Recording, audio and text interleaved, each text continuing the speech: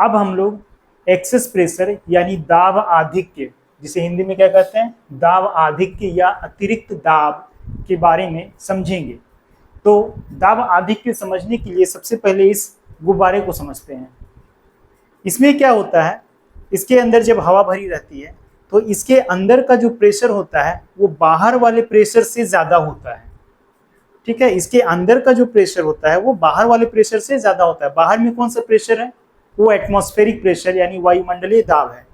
तो इसके अंदर का प्रेशर बाहर वाले प्रेशर से कैसे ज़्यादा होता है, अगर अंदर का प्रेशर ज़्यादा होता है तो ये फिर फैलते जाना चाहिए था। फिजिक्स तो यही कहता है कि अगर अंदर का जो प्रेशर है, मान लीजिए ये गुब्बारा है, इसके अंदर का प्रेशर जो आउटवर्ड डायरेक्शन में है, अगर ये ज़्यादा है और बाहर वाले प्रेशर कम है तो इसको तो बड़ा होना चाहिए था, लेकिन गुब्बारा बड़ा नहीं हो रहा है। क्यों? क्योंकि आप जानते हैं ये गुब्बारा किससे बना हुआ है, ये रबर से बना हुआ है। इसको जब यहाँ पे थोड़ा सा लूज करते हैं, इसके मुंह को थोड़ा सा खोलते हैं तो ये क्या होता है, सिकुड़ने लगता है। क्या होता है, ये सिकुड़ने लगता है, इसका आकार छोटा होने लगता है। तो छोटा क्यों हो रहा है, ये जो मेम्ब्रेन है, ये जो रबर की झिल्ली या रबर है, ये क्या होना चाहता है, इसका गुण क्या है, वो सिकुड़ना चाहता है, अपने सरफेस एरिया को छोटा करना चाहता है। तो जब ये छोटा करना चाह रहा है तो इसके वजह से एक इंटरनल प्रेशर बनता है अंदर की ओर। इसके अंदर क्या होता है, एक इनवर्ड प्रेशर बनता है। किसकी वजह से, इस गुब्बारे के जो रबर है इसके पृष्ठीय तनाव के कारण ये क्या होता है, छोटा होना चाहता है। जब छोटा होना चाहेगा तो कंप्रेस करेगा अंदर की ओर। तो इस पे अब कौन सा फोर्स लग रहा है, इस पे अब दो फोर्स लग रहा है। इस पे अब बाहर से दो प्रेशर काम कर रहा है। ये गुब्बारा है तो इस पे एक बाहर का प्रेशर, इसको हम P एक्सटर्नल बोल देते हैं, PXT। और एक क्या हो रहा है, इस पे सरफेस टेंशन, या ये जो गुब्बारा है इसका रबर का जो टेंशन है वो क्या करता है, इसको इधर खींचता है, इधर खींचता है, तो रिजल्टिंग प्रेशर अंदर की ओर लगता है, स्मॉल p से लिखते हैं इसको। और इन दोनों प्रेशर को, अंदर वाला प्रेशर जो बाहर की ओर लग रहा है, ये वाला जो प्रेशर है P इंटरनल, PINT इसको लिख दिए हैं। ये जो बाहर की ओर प्रेशर लगा रहा है, ये क्या किया हुआ है, इस प्रेशर को और इस प्रेशर को, दोनों प्रेशर को ये बैलेंस किए हुए है। P इंटरनल जो है वो P एक्सटर्नल को भी बैलेंस किए हुए हैं, और जो सरफेस टेंशन की वजह से प्रेशर क्रिएट हो रहा है उसको भी बैलेंस किए हुए हैं। इसके वजह से इसे क्या कहते हैं, जो स्मॉल p से हमने लिखा है वो क्या है, इंटरनल, वो क्या है, जो स्मॉल p से लिखे हैं ये क्या है, सरफेस टेंशन की वजह से जो प्रेशर क्रिएट हो रहा है उसी को डिनोट करता है। तो यहां से हम क्या लिख सकते हैं, एक expression, P internal equals to P external plus small p, और ये स्मॉल p ही क्या है, एक्सेस प्रेशर।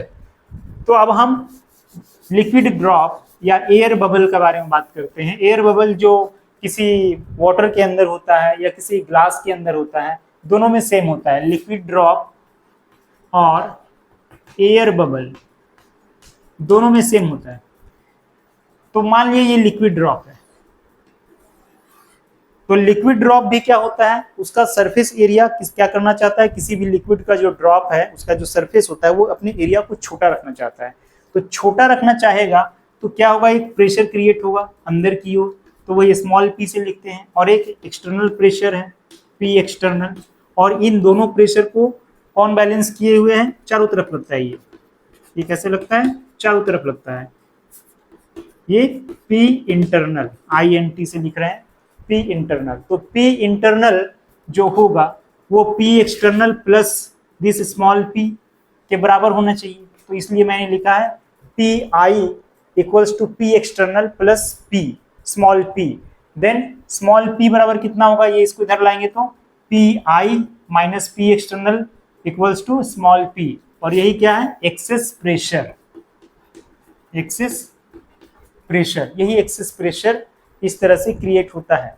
अब हम एक्सेस प्रेशर का कितना वैल्यू होता है, वो सरफेस टेंशन T से क्या इसका रिलेशन है, इसके बारे में हम बात करते हैं। अब देखिए, इस गुब्बारे को जब मैं छोड़ता हूं तो क्या होता है, धीरे धीरे छोड़ेंगे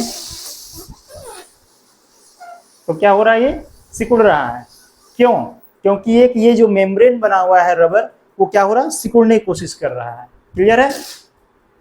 चलिए, तो लिक्विड ड्रॉप के अंदर जो एक्सेस प्रेशर है उसको हम निकाल लेंगे, उसको फाइंड करेंगे सरफेस टेंशन के फॉर्म में। तो हम फाइंड करना चाह रहे हैं क्या, एक्सेस प्रेशर का एक्सप्रेशन। तो इसके लिए पहले हम क्या करेंगे, हम कंसीडर करेंगे एक वाटर ड्रॉप का। इसका मान लिए कि सरफेस एरिया कितना है,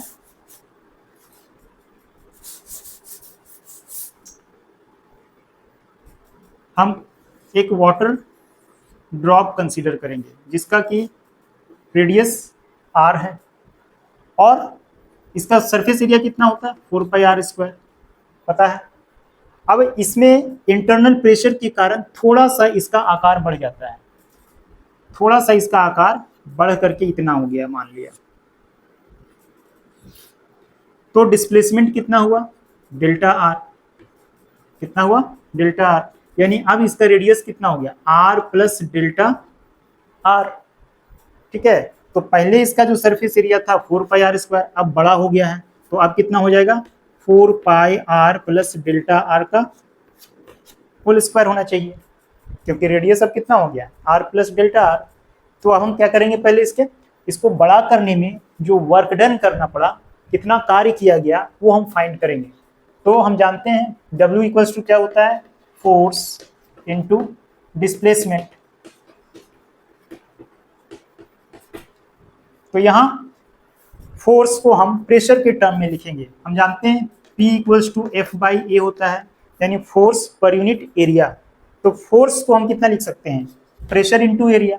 तो यहाँ प्रेशर क्या है, एक्सेस प्रेशर है जो स्मॉल p से डिनोट कर रहे हैं, और एरिया किसका एरिया, अंदर वाला छोटा वाला का एरिया, 4πr² इनटू डिस्प्लेसमेंट कितना हुआ, डेल्टा r। तो ये हो जाएगा डेल्टा r। अब चूंकि यहाँ पे एक बात और ध्यान देंगे, cos थीटा हम नहीं लिखे हैं। क्यों नहीं लिखे हैं, क्योंकि फोर्स और डिस्प्लेसमेंट दोनों के बीच का एंगल 0 डिग्री है। कैसे, इस पे जब अंदर में हम प्रेशर डालें तो ये उसकी वजह से जो फोर्स क्रिएट हुआ वो सेम डायरेक्शन में डिस्प्लेसमेंट हुआ, और फोर्स का भी डायरेक्शन सेम है।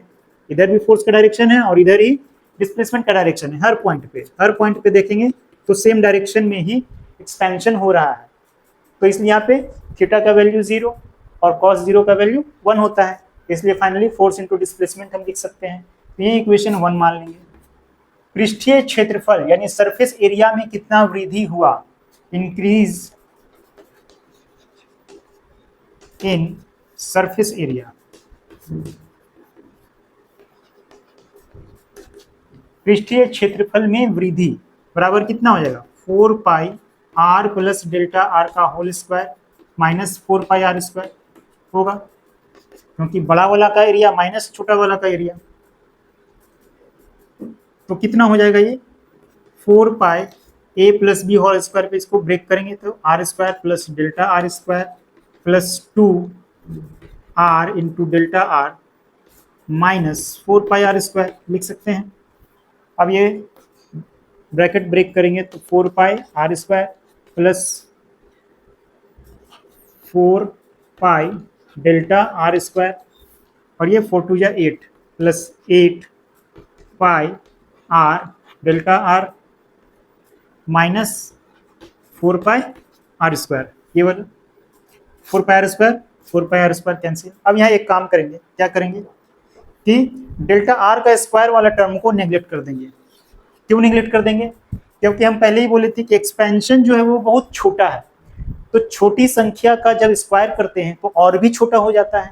आप करके देख सकते हैं, एक एग्जांपल लेते हैं, अगर 0.01 है, इसका अगर स्क्वायर करते हैं और भी छोटा आ जाएगा। कैसे, 4 के बाद डेसिमल होगा जी, तो ये कितना हो जाएगा, 0.0001 होगा ना जी, 4 के बाद डेसिमल 1 2 3 4।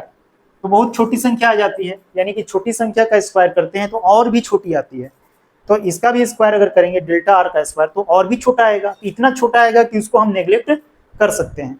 तो हमारा फाइनली कितना आ गया, increase in area 8πr into delta r।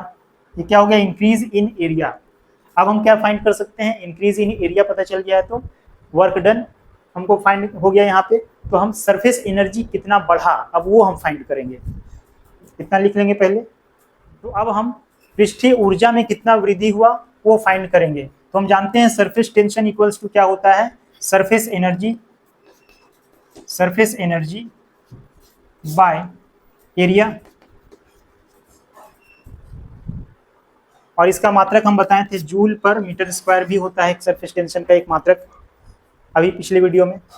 तो यहां से हम कितना लिख सकते हैं, surface area equals to surface energy में इंक्रीज, ये लिखने के लिए दिस इंटू दिस करना होगा। तो increase in surface area, sorry increase in surface energy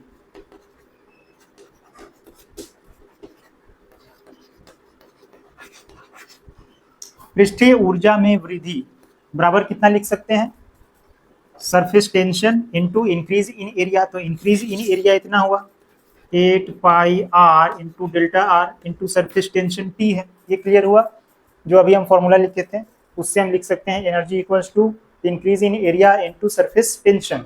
अब देखेंगे ये दोनों इक्वेशन 1 और 2, इक्वेशन 1 क्या है, वर्क डन इन एक्सपैंडिंग, और ये क्या है, सरफेस एनर्जी।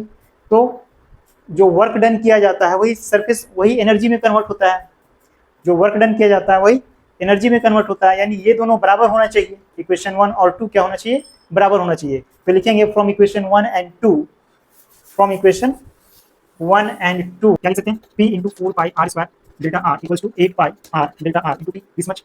अब यहाँ से 8 पाई 4 पाई कैंसिल हो गया, 2 बचा, यहाँ आर से आर कैंसिल, डेल्टा आर से डेल्टा कैंसिल। तो हमारा कितना आ गया formula, P equals to 2T by are.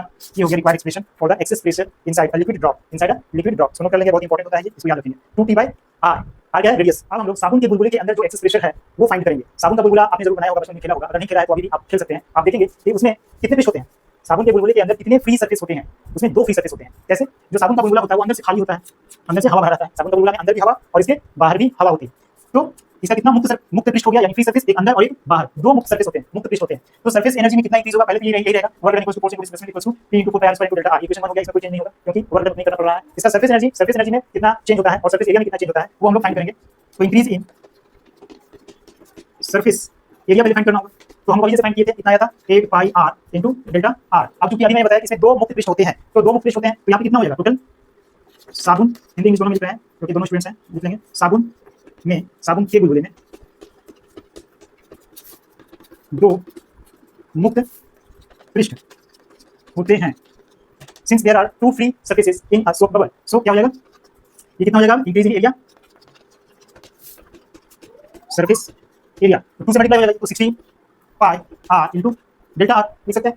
अब इंक्रीज इन सरफेस एनर्जी कितना हो जाएगा, इसको फाइंड करेंगे, लिख लेंगे इसको, सोचने देते हैं इंक्रीज इन सरफेस एनर्जी। तो जैसे अभी हम लोगों ने किया था increase in surface energy, in surface energy कितना हो जाएगा, increase in area into surface tension. तो इंक्रीज इन एरिया कितना हुआ, 6 pi r delta r into surface tension T.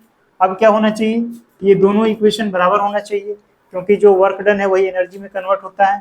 तो हम यहाँ से कितना लिख सकते हैं, P into 4 pi are square delta are equals to 16 pi R this much delta are into T, delta R से डेल्टा आर से ये आर और 16 पाई एंड दिस 4 पाई। तो यहाँ 4 4 जा 16, तो हमारा कितना आ गया, P equals to 4T by R, and this is the required expression for the excess pressure inside a soap bubble, inside a soap bubble।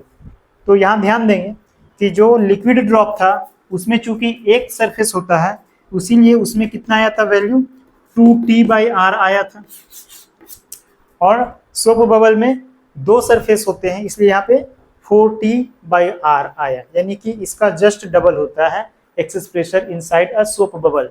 Excess pressure में जो लिक्विड ड्रॉप है अगर सेम साइज है तो उसमें क्या होगा, सोप बबल में प्रेशर ज्यादा होता है।